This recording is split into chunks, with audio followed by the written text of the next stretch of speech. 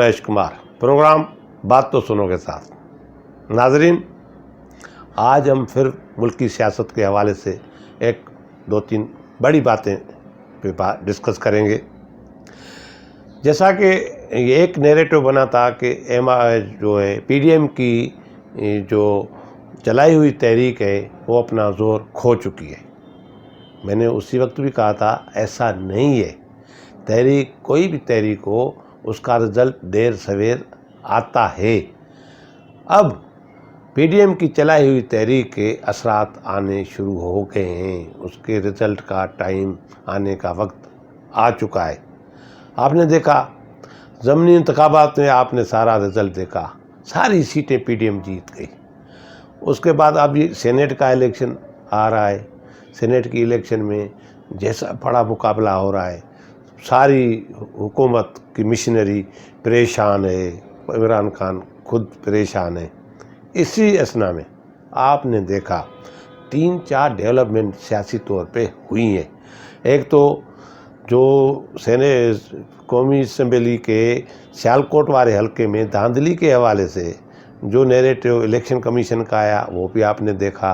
फिर मरियम नवाज़ जब उधर गई, वह अपने सियालकोट में चस्का में जो है ना अपना खिताब किया लोगों को, उन्होंने वहाँ जो तकरीर किए, उन्होंने जो सहाफ़ियों से बात की है, वो बड़ा समझने वाली बात है। उन्होंने कहा है कि मैं एक नए रूप में अब आऊँगी।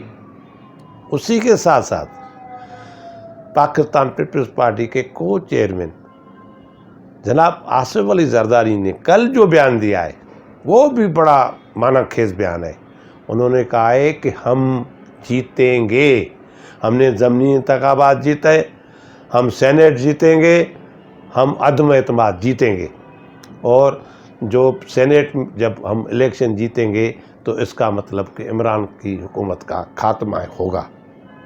इसी के साथ जो दूसरी डेवलपमेंट हो रही है वो मैंने अगले प्रोग्राम में भी आपको बताया था, इलेक्शन कमीशन का नैरेटिव।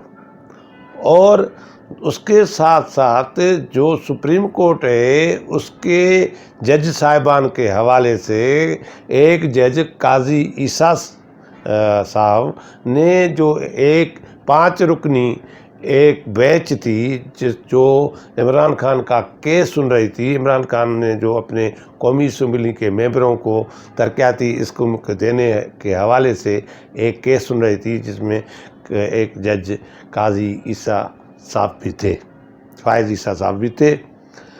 4 रुकनी बेंच, 5 रुकनी बेंच में से 4 जजों ने एक फ़ैसला करके काजी ईसा फायज ईसा साहब को वो केस सुनने से मना कर दिया है। उन्होंने कहा है कि वो इमरान खान का कोई भी केस नहीं सुन सकते, नहीं सुने। उसके जवाब में काजी फायज ईसा साहब ने कल ही अपना 28 पेज का एक इख्तलाफी नोट लिखा है। उन्होंने लिखा है कि ये फ़ैसला आइन के खिलाफ वर्जी है, ये जो अदालती जो डेकोरम है उसके भी खिलाफ है। मुझे बताए बगैर, मुझे वो फ़ैसला दिखाए बगैर वो ऐसे अपलोड किया गया वेबसाइट पे भी। इस हवाले से सुप्रीम कोर्ट के जज साहबान में इख्तलाफात सामने आए हैं। आपने और एक चीज़ डेवलपमेंट देखी, जुमेरात वाले दिन पाकिस्तान पीपल्स पार्टी के सेनेटर रज़ा रब्बानी, जो खुद एक वकील भी हैं, सियासतदान भी हैं, और वो जो सदारती रेफरेंस है जो आरिफ अलवी साहब ने एक राय लेने के लिए सुप्रीम कोर्ट को भेजा है कि सेनेट की इलेक्शन ओपन होनी चाहिए या सीक्रेट, आइन के हिसाब से सीक्रेट होने चाहिए, क्योंकि सरकार ने एक आर्डिनेंस भी जारी किया था ओपन वोट कराने के लिए, जिसमें उन्होंने राय मांगी थी। आम तासुर ये था कि इसमें सुप्रीम कोर्ट एक फ़ैसला देगी। रज़ा रब्बानी साहब ने अपने दलाल देते हुए अटॉर्नी जनरल ऑफ पाकिस्तान के सारे जो दलील दिए थे ओपन वोट के लिए, उनको रद्द कर दिया और ये भी कहा कि सुप्रीम कोर्ट के ये इस पे कोई फ़ैसला नहीं कर सकती, वो सदर साहब को राय दे सकती है। और सदर साहब ने ये जो भेजा है रेफरेंस, ये गैर कानूनी भेजा है। आइन के हिसाब से ये गलत है। और आपने देखा, आप मीडिया में भी आपने देखा, 4 जज साहिबान ने अपने रज़ा रब्बानी साहब के दलाइल को बड़े गौर से देखा, सुना, खामोश हो गए, कोई क्रॉसिंग नहीं की। एक जज साहब ने कुछ थोड़ी बहुत क्रॉसिंग की। इससे भी अभी आज पीर को उनको फिर दलाल देने हैं, वो दलाल देंगे कि ये सीक्रेट कैसे होने चाहिए। एक तरफ ये केस चल रहा है, एक तरफ जस्टिस फायज़ ईसा का जो एक दूसरा नैरेटिव आया है, तीसरा इलेक्शन कमीशन ने धांधली के हवाले से जो स्टैंड लिया हुआ है, उसमें आप देखें कि हुकूमत के बिल्कुल उसका अलग के हुकूमत से अलग सा एक बयान है, नैरेटिव है। इस सारी चीज़ों में चौथा, वो सेनेट के इलेक्शन में बाकी कितने दिन बचे हैं, उसमें बाकी 8-9 दिन बचे हैं। हफीज़ शेख भागे डोरे जा रहे हैं, कल कराची में आए थे, MKM से मुलाकात की, GDA से मुलाकात की, और उधर जो है पंजाब के कई इलाकों में जा रहे हैं। और उन्होंने ये भी कहा है कि ये मेरा मुकाबला यूसुफ रज़ा गिलानी साहब से नहीं, ये तो सियासी लड़ाई है, वो तय करेगी। सियासी लड़ाई का मैं एक PTI के उम्मीदवार पे खड़ा हूँ, वैसे मेरा यूसुफ रज़ा गिलानी साहब के से कोई मुकाबला नहीं है। उधर ज़मनी इंतखाबात में ये पंजाब में खैबर पख्तूनख्वा में, सिंध में, कल वाली इलेक्शन में भी पाकिस्तान पीपल्स पार्टी ने कौमी असम्बली की सीट जीत ली है। ये सारे चीज़ें, ये जो PDM की तहरीक चली हुई उसका तसलसल है, उसका रिज़ल्ट आना शुरू हो गया है। अभी मैंने आपको बताया कि 3 मार्च को होगा क्या। मेरा आज भी यही मौक़िफ़ है। वो जो सिलेक्टर्स, जो इसमें पार्टियां हैं, 2 नहीं है, 3 है। एक हुकूमत है, एक अपोजिशन है, तीसरी सिलेक्टर्स है। सिलेक्टर जिसकी तरफ होंगे वो जीतेगा, और उसके बाद क्या होगा मैंने अगले प्रोग्राम में भी आपको बतायागा।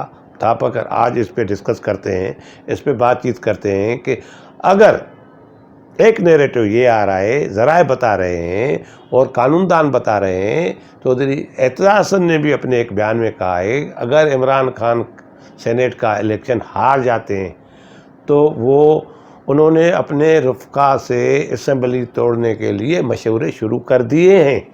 वो असम्बली तोड़ सकता है। अगर इमरान खान जीत जाता है और अपोजिशन हार जाती है, तो उसके बाद अपोजिशन क्या करने जा रही है, मैं आपको ये बताऊं। मुकम्मल तस्दीक शुदा मैं आपको बातें बता रहा हूँ। 2-3 दिनों में आसिफ अली जरदारी, मोहतरम नवाज शरीफ, मोहतरम फजल रहमान के दरमियान 3 मरतबा रब्ता हुआ है आइंदा हिकमत अमली जोड़ने के लिए। आसिफ अली जरदारी साहब का नैरेटिव है तो बात बनने जा रही है। आगे लाएमल क्या होगा, अदम एतमाद पास होने के बाद आगे के लाएमल पे बातें हो रही हैं। कौन वज़ीर आज़म बने, किस तरह की हुकूमत हो, कौन उसमें शामिल हो, इस तरह की बातों के लिए गुज़िश्ता 2 दिनों में उनका 3 मरतबा रब्ता हुआ है। और ये बात भी तय हुई है उनके दरमियान, अगर सिलेक्टर ने अभी भी कोई इमरान खान का साथ दिया, किसी किस्म की उसमें इन्वॉल्वमेंट हो गई, तो 26 मार्च का जो उन्होंने धरने का ऐलान किया है, जो लॉन्ग मार्च का ऐलान किया है, वो पिंडी में धरने में तब्दील हो जाएगा। पहले ये नहीं था, उन्होंने कहा था कि लॉन्ग मार्च के बाद हम सोचेंगे क्या करना है। अभी मैं आपको बता रहा हूँ कि अगर इनको हराया गया, एस्टेब्लिशमेंट की इन्वॉल्वमेंट हो गई, इसके अभी भी वो इमरान खान को जितवाने के लिए इस्तेमाल हुए, तो PDM अपना नैरेटिव सख्त करेगी। और आपने देखा कि इसका बयान मरियम ने भी दे दिया है और आसिफ जरदारी ने भी दे दिया है। आसिफ अली जरदारी ने कल कहा है कि ये जीतेंगे, नहीं जीतेंगे तो खुदा हाफिज़ होगा, और वो यही होगा कि धरना होगा, इस्तीफ़ा होंगी और बहुत कुछ होगा। ये मेरी थी मालूमात, मैंने आपको बताई। जैसे ही मुझे और मालूमात मिलती है मैं आपको अगले प्रोग्राम में आगाह करूँगा। आप सिंध डिजिटल को सब्सक्राइब करें और अपने राय से मुझे आगाह करें। मेहरबानी।